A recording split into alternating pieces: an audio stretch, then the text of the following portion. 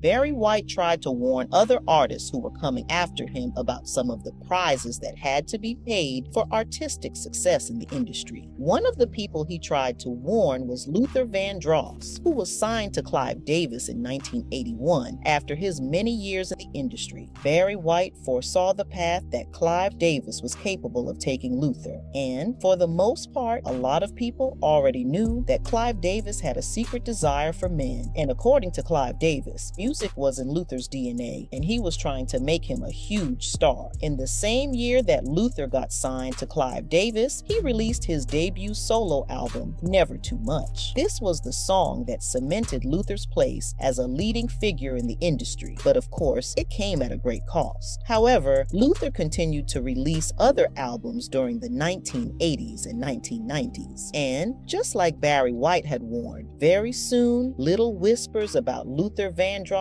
being gay started. Hey y'all, what's up? What's going on? Did you guys miss me? Because I know I missed you. But check it out. We are back in the paint and we got to do reaction videos. And guess what? We got a video about Clive Davis. Do you guys know him? Allegedly, did you know him and Diddy was going together? Brother man is crazy. You know that people are saying that he's turning black men out in the industry. I don't know if that's true or not, but I got a video and we got to look at it. Clive Davis wanted Barry White, rest in peace, gone because of the shocking reasons. And then I heard that Clive Davis and Barry White was messing around, girl. Yeah, it's some tea for your mama, honey. Okay, literally. Make sure you guys like, share, subscribe here at the Messy Sweet Spot. All right, so let's see what's going on. I missed you guys. All right, here we go. Check this out. Not many people knew why Clive Davis wanted Barry White gone so desperately, but a few insiders were aware that it had to do with a shocking revelation Barry had uncovered during his years in the music industry. Beyond his deep, soulful voice and romantic songs that became the soundtrack for countless love stories, Barry White had another defining trait: fearlessness. And that was exactly what Clive Davis despised the most. He saw Barry not just as a talent, but as a threat. But what was this dark secret that made Barry White a target and a threat to Clive Davis? Let's talk about it. Greed is a funny thing. Once you take a bite of it, it tends to turn on you and start eating you up.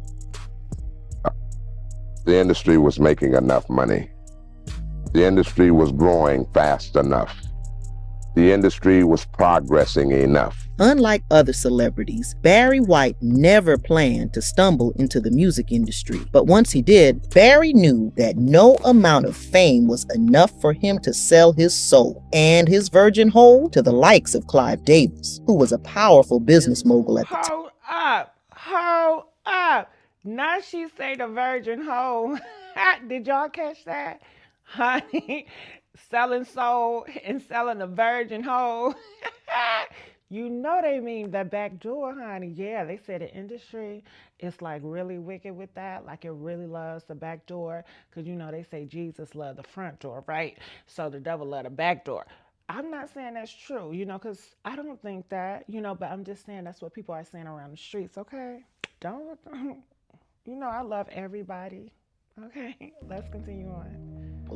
Barry never failed to speak about how greed was the greatest problem that led many artists down that dark road. On many occasions, he tried to warn other artists like himself, but many wouldn't pay him any attention. Aside from being rumored to be secretly into men, Clive Davis was said to lust after all the male artists who signed under him. But it gets worse. Just like Diddy, many people wondered why so many artists signed to Clive Davis. I gotta stop, because it make me so mad. You know what I'm saying? Clive Davis, you wrong for that.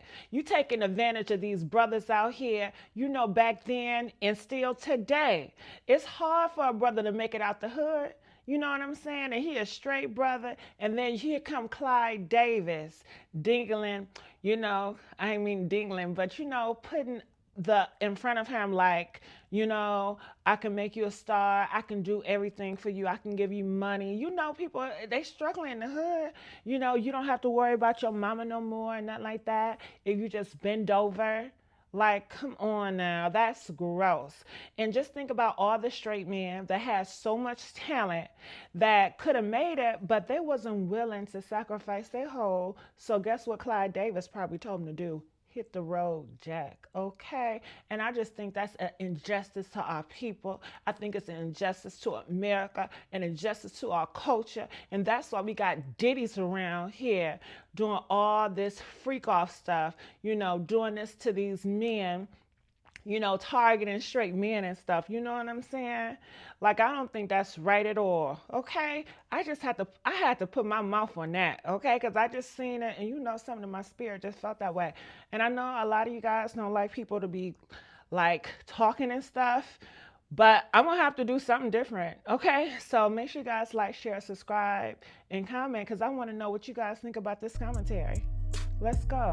Passed under mysterious circumstances. In a bid to avoid the same fate, Barry White made one of the boldest moves that not many black artists dared to take during that period. He established his own music label and took the industry by storm. Barry wasn't just writing his songs, singing, producing, and even acting movies. He was the real hustler among his peers, and he got the reward for it all. But then, after 2 Grammy Awards, things took an unexpected turn. One that would leave Barry silenced forever, just as Clive Davis had wanted. Born in Texas on September 12, 1944, Barry White was the son of Sadie Marie Carter and Melvin White. However, his parents were never married because Melvin already had a wife, something Barry's mother didn't discover until later. After learning his father's name, Barry wasted no time scraping off his mother's surname, Carter, from his birth certificate and replacing it with White, his father's last name. But it gets even more interesting. Barry grew up in South Central Los Angeles, California, where street life was all he knew. He was the eldest of 2 children, with his younger brother Daryl always by his side. The two were involved in all sorts of mischievous activities and were arrested multiple times. In fact, Daryl was famously known for landing in juvie at just 8 years old, an intense reality. But that didn't stop the brothers from engaging in even more notorious acts. Unlike Barry, Daryl would later pay dearly for his involvement in street life. He was unalived in a gang-related dispute. However, some sources claim that Daryl was actually shot over a dispute about $20 in change from a neighbor.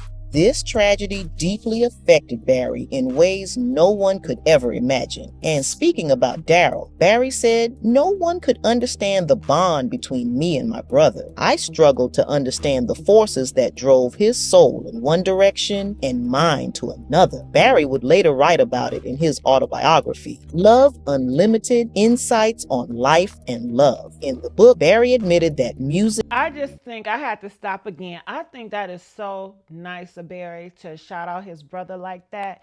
And I think it just goes to show you shouldn't be judging people, just because he was young and he got into a whole bunch of horrible stuff because he wasn't raised right. But look how he turned out. Like, he have helped so many people in their marriages and their romance and stuff like that.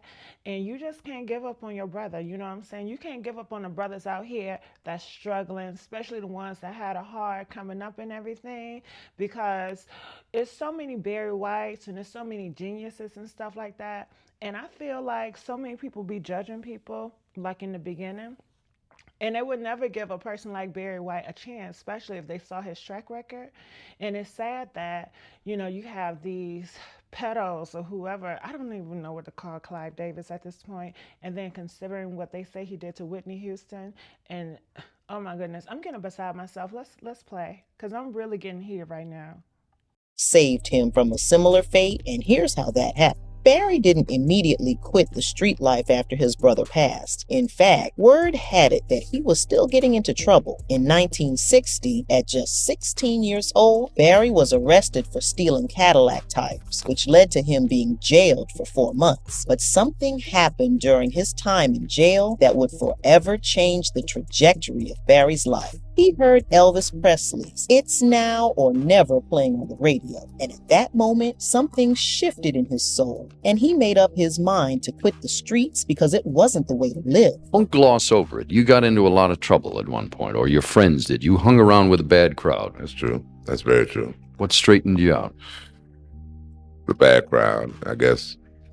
When I turned 17, I looked around me, And everywhere I looked, it was depression, people who were just going around in circles. I just felt that it was a better way of life. I had to make a change or go down.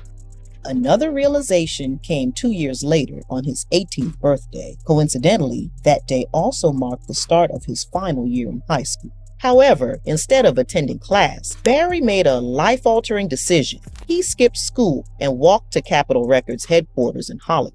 There, he stood across the street from the office, staring at the building for hours, as if envisioning his future. It was believed that Barry never learned to read or write music, yet his determination and hard work would be all he needed to carve a path he never imagined walking. But here's the thing, even though Barry didn't know much about music at the time, he grew up listening to his mother's classical music collection. Inspired by those songs, he would sit at the piano she bought for him and practice what he heard. It was later rumored that Barry White was the pianist featured in the song "Good Night, My Love" by Jesse Belvin. One reason this rumor spread was that both Jesse Belvin and Barry lived in the same neighborhood. As for Barry, the first time he noticed a change in his voice was when he was 13 years old. Here's what he had to say about it. "As a child, I had a normal squeaky voice. Then, as a teenager, that completely changed. My mother cried because she knew her baby boy was now a man." Barry's voice continued to deepen, and by the time he was 14, he noticed that whenever he spoke to his mother,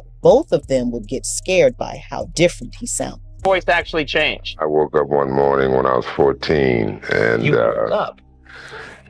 I spoke to my mother, and I scared both of us. Barry officially left gang life after serving. I just had to comment on that. That is so funny. You know what I'm saying? Like his voice is so deep at 14. You know, it doesn't like men voices, they're not deep anymore. You know what I feel like? I feel like they are putting something in the chicken. Yeah. I think that they're putting like some feminine estrogen stuff in the chicken because why? I don't be hearing black men be sounding so deep and masculine like that anymore. You know what I'm saying? It's like they are doing something to the food. They are really doing something. They are all trying to emasculate the black man. Okay, and I cannot stand that. Make sure you guys like, share, subscribe to this YouTube channel, The Messy Sweet Spot. Okay. All right, let's continue on. Time in jail for stealing. In fact, at some point, Barry almost charged with murder, but he was later vindicated. According to him, 1960 marked the beginning of his musical career, and he started off by singing in groups. He worked for some small independent labels in Los Angeles, but before this time, he had already released Too Far to Turn Around. Barry also took a risk and recorded many hit singles under his name in the early 1960s while being backed up by vocal groups like the Atlantics and the Majestics. Barry had said that his influences in music were majorly artists like James Cleveland, Ray Charles, Aretha Franklin, and Marvin Gaye. And just like Marvin Gaye, Barry White never had a thriving relationship with his father. In 1965, Barry produced Feel All Right by the Ben Cantos, which was released on Downey Records. In 1966, he also went on to produce Man Ain't Nothing and I Don't Need It. Barry White wasn't just singing. I gotta stop and say something too about that. You know, it's a shame that so many of our brothers don't even have a relationship with their father. You know, something really need to be done about that. You know, we need to push propaganda about fathers being fathers. You know, if you're gonna go down and do that stuff, you know, you have a responsibility. I don't care if you don't get along with your baby mama. I don't care, nothing like that. Like you knew going in there raw was a big possibility that you was gonna produce some kids. And yeah, you know, girls be lying about they on a pill all the time, but you can't take their word for granted. Hell, you know, people lie. People, you know that. Hell, you lie. Okay. So, you know, besides that, it still shows that he still had determination. He still has strength to make it, and he made it. So for all that stereotype we're seeing, like, you know, you can't make it if you don't have a father in the household, like you ain't gonna be nothing. You need a father in order to like become something great. That is so far from the truth. I feel like, you know, having a father is going to help you if he's a good father. I mean, because we already see what's going on in the neighborhood. Okay, Jarvis Butts, you heard about him. He's a whole father out there, and he's touching his own kids and other people's kids. So I can't just say a father. It has to be the right father. You know what I mean? With the right intentions to raise these kids, and protect the kids and provide for the kids financially. I can go on and on about it, but I know you guys want to hear this. So make sure you guys like, share, subscribe here at the Messy Sweet Spot, all right? All right, so yeah. Songs like Clive Davis. He was discovering artists, and by 1967, Barry White discovered Felice Taylor and arranged her song, I Feel Love Coming On, and the song blew up so quickly and became a big hit in the UK. In 1969, Barry White was signed by Forward Records of Los Angeles, a division of Transcontinental Entertainment Corporation, as a producer, and just 3 years down the line, Barry formed his own girl group, which he personally discovered and called Love Unlimited. This was a big break for Barry, and it was similar to the Motown girl group called the Supremes, founded by Berry Gordy, who was also making a remarkable impact on the music industry. Under Berry Gordy, Motown Records became a powerhouse that produced the likes of Stevie Wonder, Diana Ross, Marvin Gaye, Smokey Robinson, and the Supremes. Through Motown Records, African American music found its way to the mainstream. Hold up, Detroit, raise up Detroit. Shout out to Detroit, because everything, all this magic, we been talking about Motown, we talking about Detroit, baby. You know what I'm saying? Yeah, so I have to give Detroit 313 the love and the respect that it deserves, and Motown, Detroit, it ain't, we still on a rise, so don't you forget it. All right, so let's continue on. And helped in breaking racial barriers. But that's not all. Barry was equally making great waves in the industry. And in 1973, Barry created the Love Unlimited Orchestra. This orchestra was a 40-piece band that was originally meant to back the girl group. However, it seems White had other plans, because in that same year, he released a song titled Love's Theme, which was written by him and played by the orchestra. At the end of the day, the song became #1 on the Billboard pop charts, but Barry didn't stop there. In the mid-70s, Barry wanted to work with another act and decided he wanted it to be a solo male artist. It was while he was working on a few demos for a male singer that Noonies heard them and insisted that Barry record and release the songs himself as a solo artist. After arguing for days with Noonies, Barry later gave in and appeared for the first time behind the microphone. Barry wrote other songs along with the ones he had recorded, and it became an entire album. His song, I'm Gonna Love You Just a Little More Baby, made it to #1 on the Billboard R&B charts, as well as #3 on the Billboard pop charts, and stayed in the top 40 for many weeks. It was reported that after 6 years, Barry White left 20th Century in 1979 to launch his own record label, Unlimited Gold, with CBS Columbia Records. Everything seemed to be going well for Barry White. His career was on the right path, even when other record labels were facing a hard time. When Barry was asked how he managed to stay afloat, this was what he said. With record companies, when I say people, I'm talking about executives, so many companies are folding because of taping. How do you survive, a black man with a black company? I am not excluded from that nightmare of piracy and bootlegging. I look at it like this, Jay. When man becomes disenchanted just making a living, when he turns to greed, it kills him every time. Over his music career, I gotta say something. First of all, Barry White voice is so sexy. Okay, besides that, I think it's a disgrace for our people, to steal from another brother out here in these streets that's trying to make it. All that bootlegging and scamming and stuff like that. Like, you cheating your own people, We got to support each other. You got to love each other. You got to do right. If somebody is going to put so much talent and effort, and they got the system trying to tear them down already, save up some money and do it right, legit, because not only are you supporting Barry, but you're supporting black businesses, you're supporting a black man, you're supporting yourself, because when you pour into your own people, you essentially is pouring into yourself. You know what I'm saying? So he opened the doors for so many of other black artists to make it another black artist that's want to be like business owners in the business. Like he have opened the door for them. You know what I'm saying?